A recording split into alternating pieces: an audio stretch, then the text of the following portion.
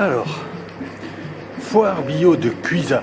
Alors évidemment, on parle de bio, mais dans toutes ces recherches que peuvent avoir les gens ici, c'est-à-dire recherche d'un monde meilleur, ou de ce qui leur semble être meilleur, il y a toujours un peu une recherche de l'état primordial de l'être humain, hein, notamment la vie en communauté, et puis les origines. Et les origines de tout, de rien, et notamment des instruments de musique. C'est un peu ça qu'on va aller voir, un monsieur, deux hommes, qui fabriquent des instruments, un peu les instruments d'origine. Et ils vont un peu nous parler de ça. On a de la chance parce qu'ils ont accepté que je les interviewe. On va essayer d'en profiter. Rendez-vous, foire bio de Cuisa.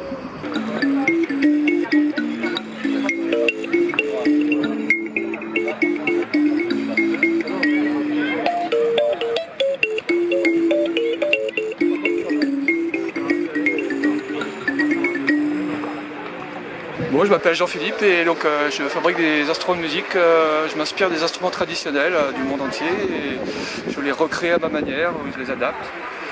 Voilà, ça fait à peu près une trentaine d'années que je fais ça. Et je m'intéresse en fait à l'origine des instruments de musique. Comment les humains jouaient de la musique à l'origine, en temps paléolithique par exemple. Donc j'ai découvert cet instrument qui s'appelle la sanza par exemple, un instrument africain.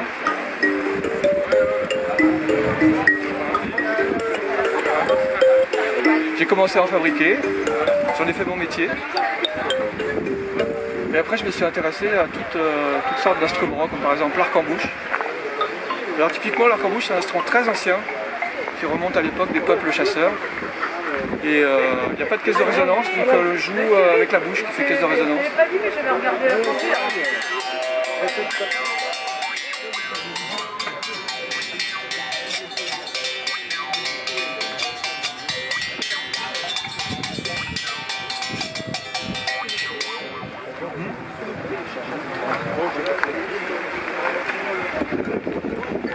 Est-ce que du coup ça a impliqué des voyages ça? Ça a impliqué quelques voyages, ouais, et aussi des amis qui voyagent et qui me ramènent tout le temps des instruments. Je leur ai dit que dès qu'ils trouvent des instruments intéressants, rigolos, qu'ils me les amènent. Par exemple celui-là, qui s'appelle la flûte à nez, qui vient d'Amazonie. À l'origine c'est un appôt pour la chasse.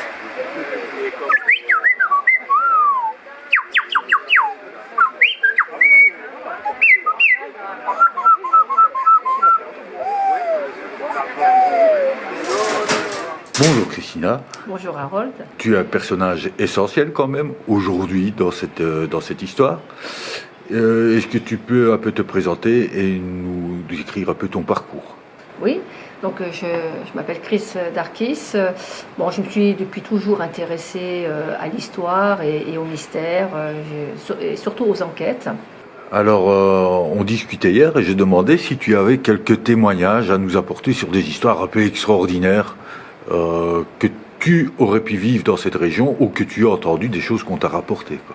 Alors il y a un témoignage qui est tout à fait crédible parce qu'il émane de Jeannette Blum, qui est l'épouse de Jean Blum, qui était un spécialiste de l'histoire des Cathares et qui est vraiment quelqu'un de reconnu pour son sérieux. En fait, Jeannette Blum relate que dans les années 80, c'était en hiver, au mois de novembre, elle descendait de Bucarache et se rendait à Cuisa par la route qui passe par Rennes-le-Château, la route nommée des Gascous. Et donc il était vers 18h le soir, donc elle s'engage sur cette route en voiture, et tout d'un coup, au niveau elle aperçoit à droite une maison très très très ancienne, et tout d'un coup, son moteur s'arrête. Ça c'est la rencontre de la cuillère canadienne et de la gambarde.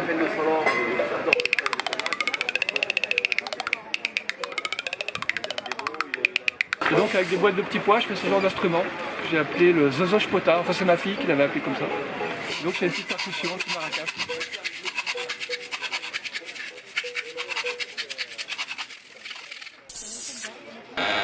Donc elle est étonnée et elle aperçoit donc cette maison et elle voit quelqu'un sortir avec habillé d'une façon très, très bizarre. Et avec tout d'un coup 2 gros chiens qui viennent. Donc elle a l'intention de sortir de sa voiture pour demander de pouvoir téléphoner, parce qu'à l'époque on n'avait pas encore les portables comme aujourd'hui à portée de main. Donc elle sort de la voiture Et les chiens vraiment s'approchent d'elle, ils commencent vraiment à aboyer. Bon, elle prend peur, donc elle rentre dans la voiture, elle attend un peu et elle observe cette maison, mais une maison en bois, un peu délabrée, avec une personne âgée et surtout ces gros chiens comme de Cerbère.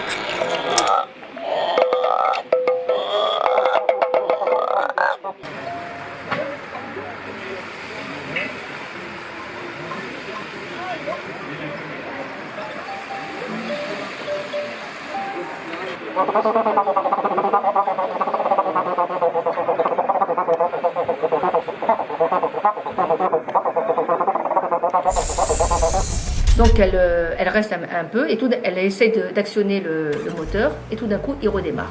Ouf, elle est soulagée, elle va à Couisa, elle en parle à son époux et son époux lui dit mais c'est bizarre, il n'y a jamais eu de maison là, t'es sûr? Oui, j'ai bien vu une maison, elle est là, elle est ancienne et tout.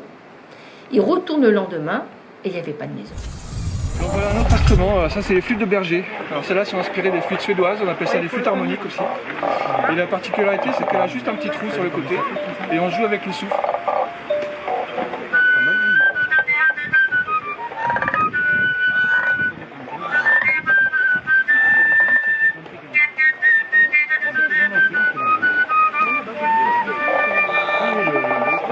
Alors c'est la pression du souffle en fait.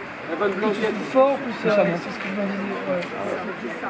Et tu fais une octave avec Alors il y a deux modes en fait. Il y a le mode mineur ici. D'accord. Le mode majeur ici.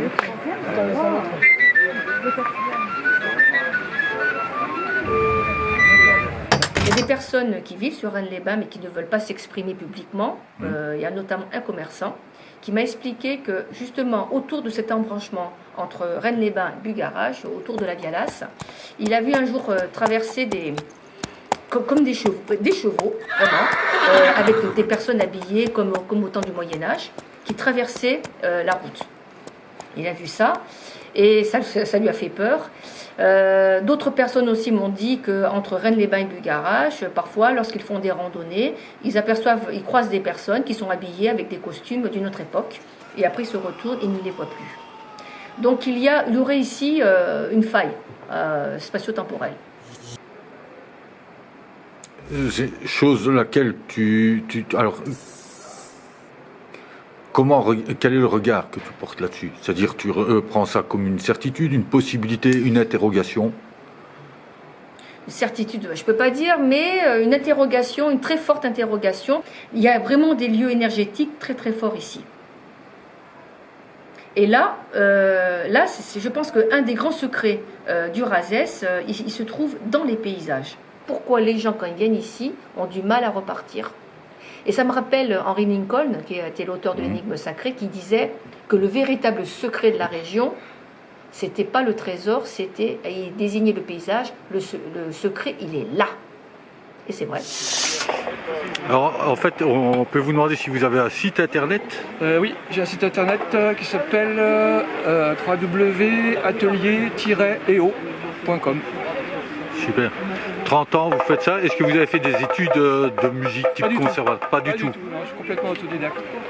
C'est génial, hein? Ok. Bah, on vous remercie bien, en tout cas. Avec plaisir.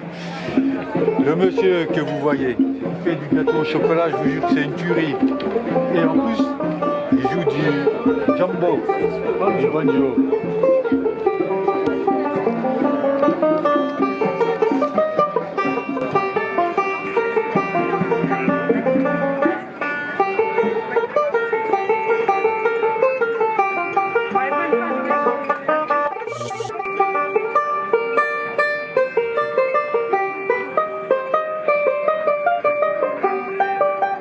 Oui, j'ai fait 8 ans de guitare classique au conservatoire de région parisienne, pas de Paris, mais à Massy en Essonne. Et j'avais des super résultats, premier prix à l'unanimité avec félicitations du jury. J'étais fier et je me disais je veux faire musicien. Mais j'ai jamais réussi à trouver moyen de gagner ma vie avec la musique. Je suis devenu agriculteur, 35 ans d'agriculteur. Les gâteaux, c'est une passion ou? Les gâteaux, j'ai toujours été gourmand. Quand j'étais môme, je faisais des gâteaux. En 99, la ferme brûle et je me demande qu'est-ce que je vais faire. Il y a des gens qui me disent fais du pain d'épices. Nous, on aurait connu ça 20 ans plus tôt, on n'aurait jamais fait les chèvres. Est-ce qu'on peut dire que vous êtes heureux? Ah oui, j'échangerai ma place avec personne. Ça fait bientôt 40 ans que je suis installé en Ariège et je me régale tous les jours du soleil qui se lève, des montagnes en face de chez moi, du lac pas très loin, etc. Une vie fantastique. Un hameau qui est sorti des ruines, qu'on a retapé et maintenant on est plus de 20 à y vivre. Voilà. Bravo. On vous remercie. Elle est ici, sur notre droite. J'ai reconnu ma droite du premier coup. La voici. La voilà. Cette pierre levée.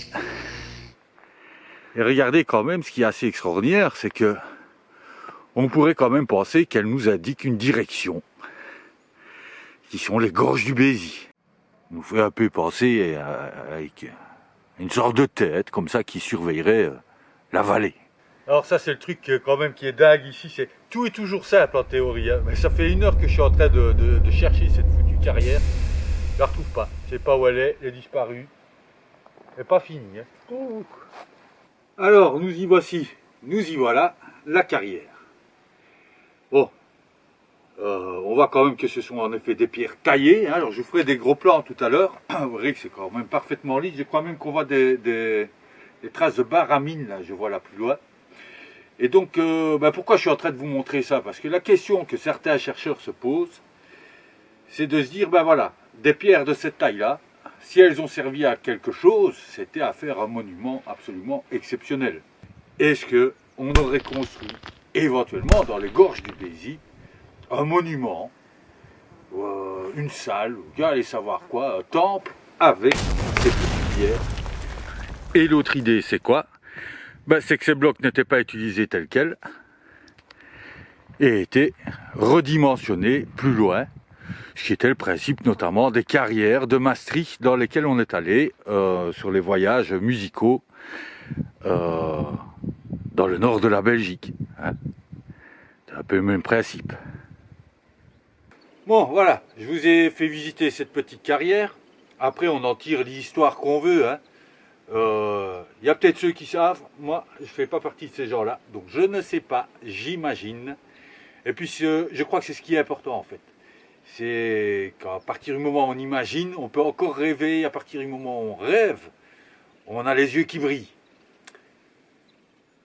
Et ça, pour moi, c'est ce qui est le plus important ici.